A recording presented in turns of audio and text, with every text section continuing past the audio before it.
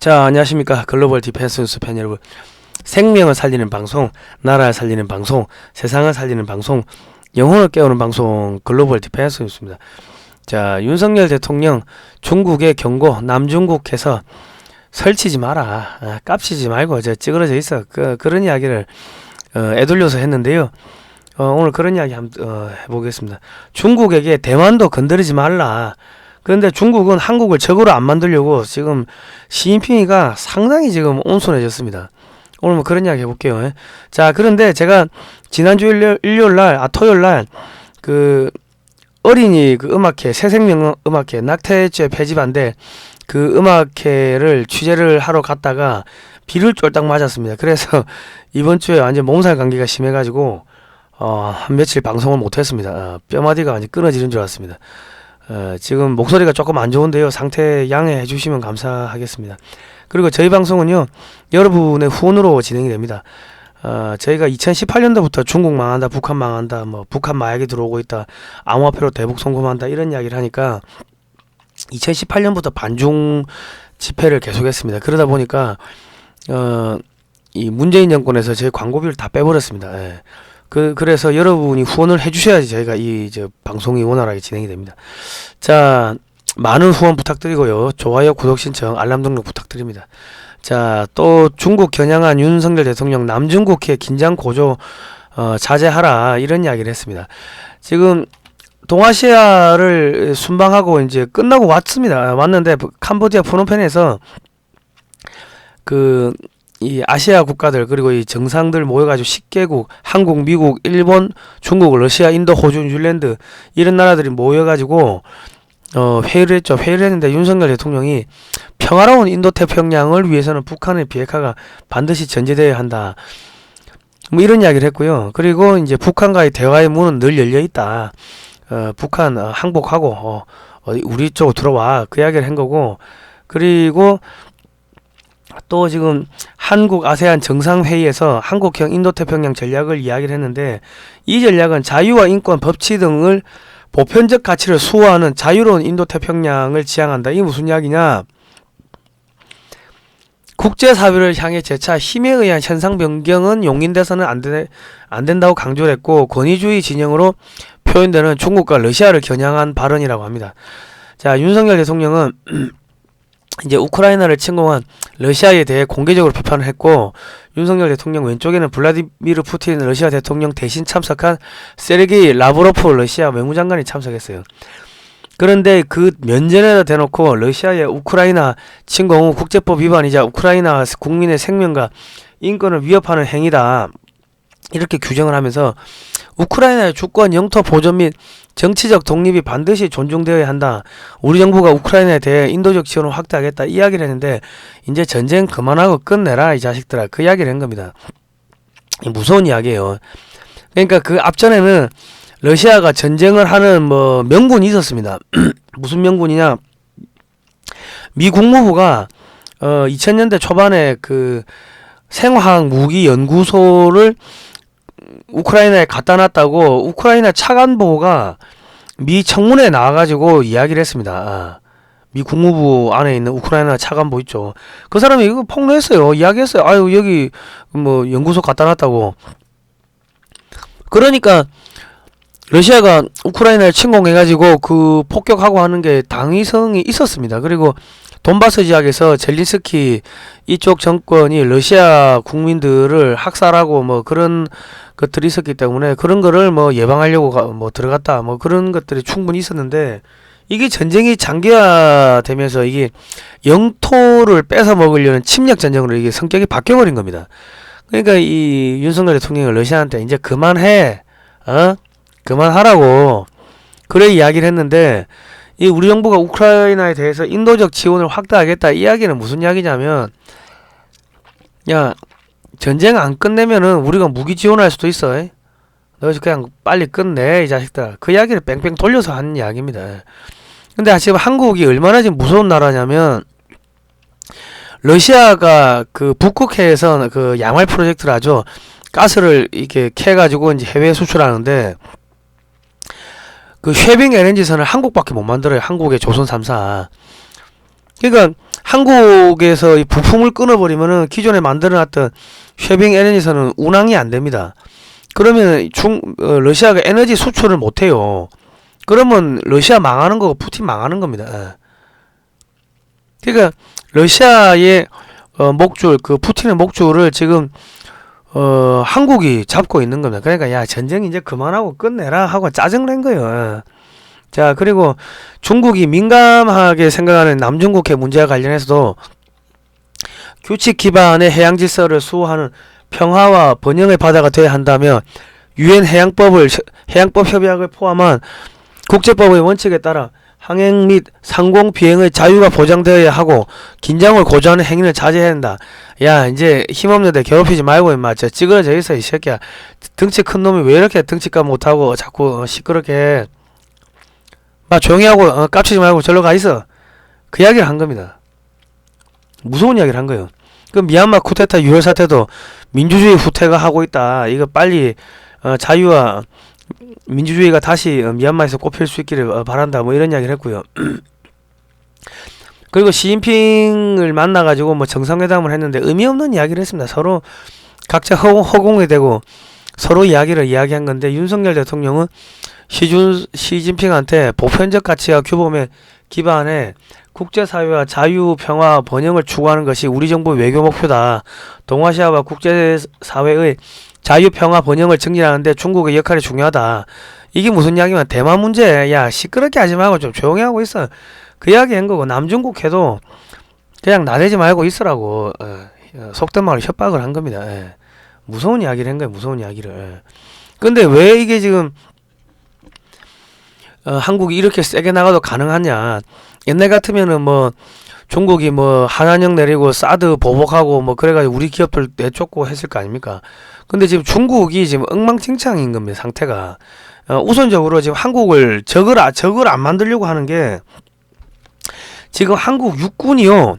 초음속 지대함 미사일을 실전 배치를 했다고 합니다. 이게 마 한 3에서 4 정도로 날아가고 사거리가 300에서 500km 정도로 추정이 되는데 서산에서 대련이 470km고요. 서산에서 청도가 539km입니다. 그러니까 중국이 뭐 함정을 300척, 400척 만들어 놨다고 하는데 미 해군하고 맞짱 뜨기 전에 부두에서 대련항이나 이 청도항, 이 해군기지에서 나오다가 한국 육군에서 쏜 미사일에 맞아가지고 항공모함이나 함정들이 격침될 가능성이 높은 겁니다. 그러니까 한국을 적으로 돌렸다가는 중국 해군 함정들이 항구 밖에 나오다가 그냥 다 맞아가지고 뭐 박살나는 그런 상황이 생기겠죠. 그러니까 중국이 지금 한국을 적으로 안 만들려고 지금 바들바들 떨고 있는 겁니다. 예. 그것만 있는 게 아니고 지금 뭐 이제 거의 개발이 이제 완료가 다 돼 가고 있는 극초음속 미사일이 있는데 이거는 마 5 이상입니다. 사거리가 500km 이상, 한 1000km 날아갈 걸로 뭐 추정하는데 뭐 이런 것들이 배치된다고 생각해 보십시오. 그러면 뭐 요 서해에서 중국 함정들이 나올 수 있겠습니까? 중국 함정 그 뭐 500척, 600척 만들면 뭐 합니까? 예. 그러니까 지금 한국을 적으로 안 만들려고 하고 있다. 지금 중국이 바들바들 떨고 있습니다. 예. 그러니까 시진핑의 목줄도 우리나라가 지고 있고 러시아 목줄도 우리나라가 지고 있고 속된 말로 중국에서 반도체 공장 다 철수시켜버리면은 중국 망하는 겁니다. 예. 지금 안 그래도 지금 망초가 들었는데 지금 미국은 미국대로 한국이 반도체고 뭐 배터리고 투자 안 하면은 뭐야 지금 미국의 경제가 무너지는 거죠. 그러니까 미국은 미국대로 한국한테 어떻게 좀 잘 보려고 그러고 저기 러시아, 중국, 미국 이 3대 강국이 한국한테 잘 보려고 지금 바들바들 떨고 있는 겁니다. 그러니까 4차 산업혁명에 필요한 모든 기술을 한국이 다 주고 있기 때문에 한국이 속된 말로 그 화가 나가지고 이 기술 끊어버리면요. 러시아는 러시아대로 망하는 거고 중국은 중국대로 망하는 거고 미국도 이제 뭐 경제 박살 나는 거고 뭐 그래 되는 겁니다. 그리고 전 세계에 지금 저개발 국가들 중남미 뭐 아프리카 이런 나라들 야 한국이 폴란드에다가 이 무기 공장 지어주고 하니까 이 폴란드가 갑자기 독일 제끼고 그 지역에서 군사 강국 이 맹주가 돼버렸습니다. 맹주. 그걸 다 봤죠. 그러니까 전 세계가 한국하고 어떻게 좀 잘 보이려고 지금 그렇게 가고 있기 때문에 한국을 적으로 돌리면요, 전 세계 이 중남미부터 아프리카 뭐 등등 아시안 국가들, 이런 나라들 백몇십 개 국가를 다 적으로 돌리는 게 되죠. 그러니까 중국도 부담스러운 거예요. 지난번 요소수 사태 일어났을 때 전 세계가 한국에다 요소수, 야 우리 요만큼 있는데 이거라도 너 필요하면 쓰라고 그냥 다 갖다 바친 거 아닙니까? 그러고 야야 우리가 남인이 하고 괜히 뭐 인연 뭐 찾으면서 우리가 너희 도와줬으니까 너희도 우리 좀 도와줘. 뭐 그리고 한국하고 어떻게 붙어가지고 뭐 좀 해먹으려고 전 세계가 그렇게 하는 거 다 봤지 않습니까? 그리고 중국이 한국 김치, 한국 한복을 자기들 거라고 막 하니까 전 세계가 벌떼같이 전 세계 사람들이, 네티즌들이 들고 올라가지고 중국을 욕을 하잖아요. 예. 그러니까 지금 한국이 전 세계를 이끌고 가는 핵심 리더 국가가 된 겁니다.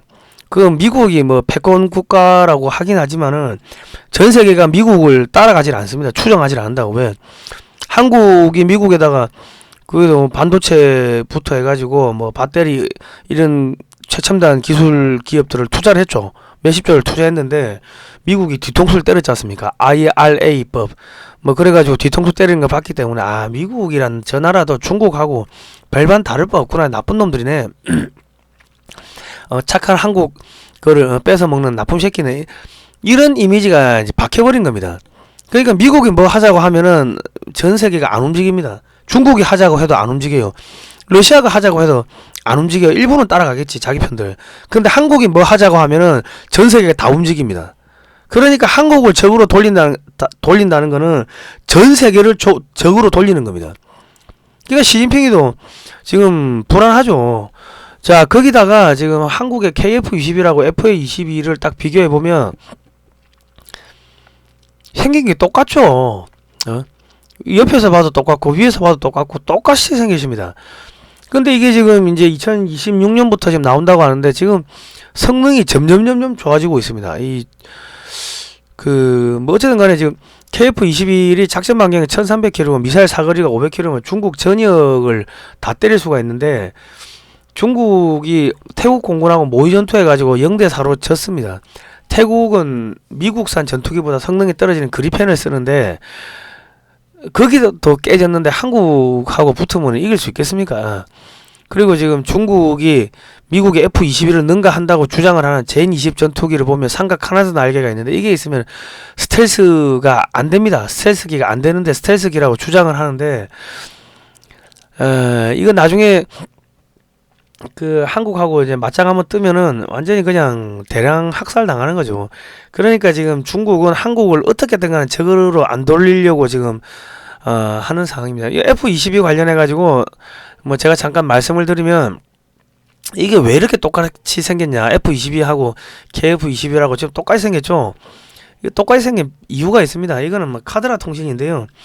그 F-22를 개발을 담당했던 항전 소프트웨어 뭐 개발하고 했던 그 핵심 소프트웨어 그 전문가가 누구냐면은 박땡땡 그 씨라는 그 한국계 재미교포입니다. 그런데 그 분이 이 박근혜 정권 때 한국으로 이렇게 들어와 가지고 한국의 KF-21의 개발에 참여를 했다고 합니다. 그런데 미국에서 이 박땡땡 씨를 갖다가 이 보안 유출, 기밀 유출로 기소를 했습니다.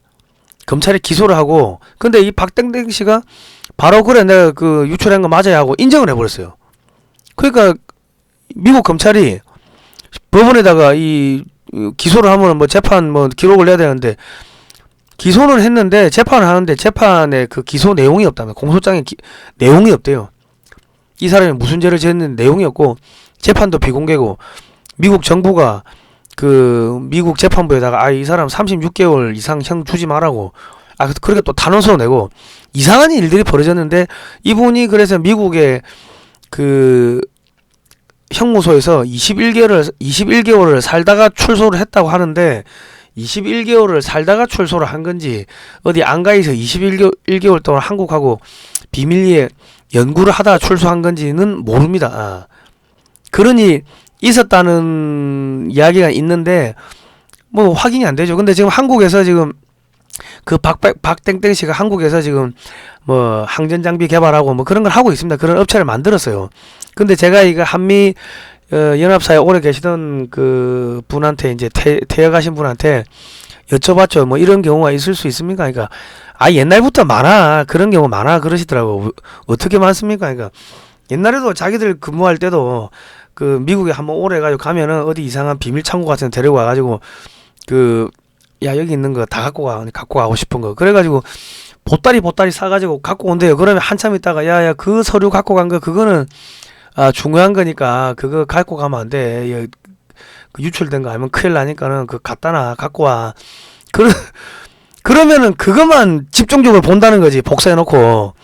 그런 식으로 해가지고 미국에서 한국한테 최첨단 기술을 많이 넘겼기 때문에 그 박땡땡 씨를 트럼프 정권 있을 때 그 트럼프 박근혜 대통령 그 사이에서 무슨 비밀 협약이 있었는지는 모르겠지만은 그런 식으로 해가지고 3쿠션으로 한국한테 F-22 기술을 모두 넘겼을 가능성이 없다고 있을 가능성도 있다. 그게 불가능한 이야기는 전혀 아니다. 뭐 그런 얘기를 하시더라고요. 그런데 아니다. 이건 카드라니까는 뭐 우리가 확인이 안 되는 건 모르죠. 근데 전문가들이 그게 불가능한 일이 아니다. 그런 이야기를 하더라고. 그런데 2032년에 F-22가 완전 퇴역합니다. 그런데 2032년에 한국의 KF-21이 완전히 120대가 전력화가 됩니다. 그러니까 지금 F-22의 기술을 지금 이런저런 3쿠션으로 해가지고 한국에 몽땅 넘긴 걸로 추정이 되는데, 왜냐면 한국에 넘기면 한국에 대량 생산하니까 이 사이즈가 작은 F-22를 대량 생산하겠죠. 뭐 100대, 200대, 300대, 400대, 500대 생산하면 F-22가 한 300대가 그거 한 대, 두 대만 들어와도 중국이 받아봤는데 한 300대가 중국 코앞에 있다고 생각해 보십시오. 그러면 중국은 무너지는 거예요. 그러니까 미국 입장에서는 돈 몇 푼 버는 것보다 한국한테 그런 식으로 키워가지고 F-22를 대량 생산하게끔 그래 만들어가지고 중국을 깨부시는 전략을 뭐 취했을 가능성도 충분히 가능하다는 거죠. 그런 게. 그러니까 박근혜 대통령하고 트럼프 대통령 사이에 무슨 이야기가 오갔는지는 우리가 알 수가 없죠. 알 수가 없는데 보이지 않는 손에 의해 가지고 이상한 일들이 벌어지고 있고, 한국은 지금 무기 개발 하루에 한 개씩 뭐 최첨단 기술이 지금 쏟아지는데 제가 다 말씀드리기가 버거울 정도로 쏟아지고 있습니다. 그러니까 그게 우리가 개발했다기보다는 뭐 우리도 열심히 했겠지만은 미국에서 이 한미 우주 협정을 박근혜 정권 때 맺었는데 그때 어마어마한 기술들을 한국한테 그냥 다 넘기기로 합의하고 기술들이 다 넘어오는 게 아닌가 싶은 그런 생각이 듭니다. 자, 전략사령부를 2024년까지 만든다고 하는데요. 이 여러분 전략사령부가 뭐 하는지 몰라서 그냥 이게 그냥 뉴스가 아니고 큰 이슈가 안 되는 거 넘어갔는데, 이거 핵전쟁하는 부서입니다. 핵전쟁. 다른 나라의 전략사령부는요 전부 핵전쟁하는 부서입니다. 그런데 지금 한국이 핵무기도 없는데 핵전쟁 수행하는 부서를 만들었다는 건요, 한국 핵무장 한다는 이야기입니다. 그냥 말을 안 해서 그렇지 빙빙 돌려서 이야기를 하는 거죠. 뭐 남자하고 여자하고 너 사랑한다 말 안 해도 손잡고 뭐 뽀뽀하면은 뭐 그거 끝난 거 아닙니까? 그거 똑같은 거예요. 그러니까 지금 한국이 지금 최근에 현무 3C 사거리 3,000km 짜리 미사일을 대량 배치했다는 이야기가 나오는데, 대량 생산해서 지금 실전 배치하고 이 전략 미사일 부대를 뭐 장설했다는 이야기가 나오고 있는데, 3,000km면 중국 전역 다 때립니다. 저 앞에다가 탄두를 갖다가 핵으로 갈아 끼우면요 핵미사일이 중국 전역을 다 때리는 겁니다. 그래서 지금 중국이 받아봤다는 겁니다. 자, 거기다가 중국의 경제 상황 볼까요?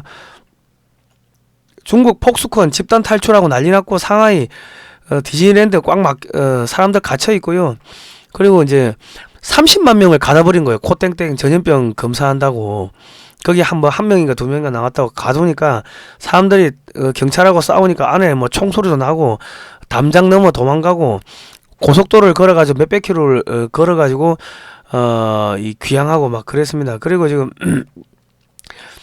그 전역에서 코땡땡 전염병 뭐 제로 전염병 뭐 한다고 하면서 뭐 화장실에다가 문을 막 그 십자문 그 대못을 박아가지고 화장실에서 나오지를 못해가지고 뭐 그 굶어 죽은 사람들 지금 굶어 죽었다는 이야기들이 계속 나오고 있고요.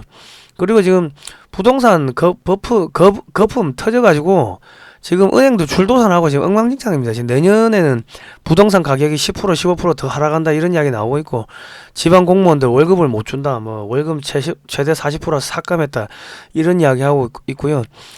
중국의 극장의 98%가 사람이 줄었다고 합니다.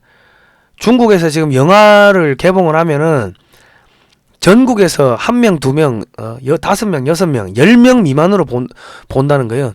그 14억 명 인구 중에 극장 가는 사람이 영화 한 편 개봉하면은 중국 전역에서 10명 미만, 1명, 2명 이래 간다는 겁니다. 예.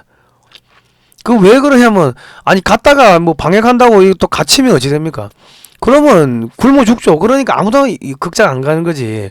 극장이 망하는 거고, 내수에 돈이 안 도는 거예요. 돈이 안 도니까 뭐 내수사는 망하는 거고 뭐 부동산 버블 터지는 거고 은행 망하는 거고 중소기업 자영업자 다 망하는 거고 굶어 죽고 얼어 죽고 뭐 그래야 되는 겁니다.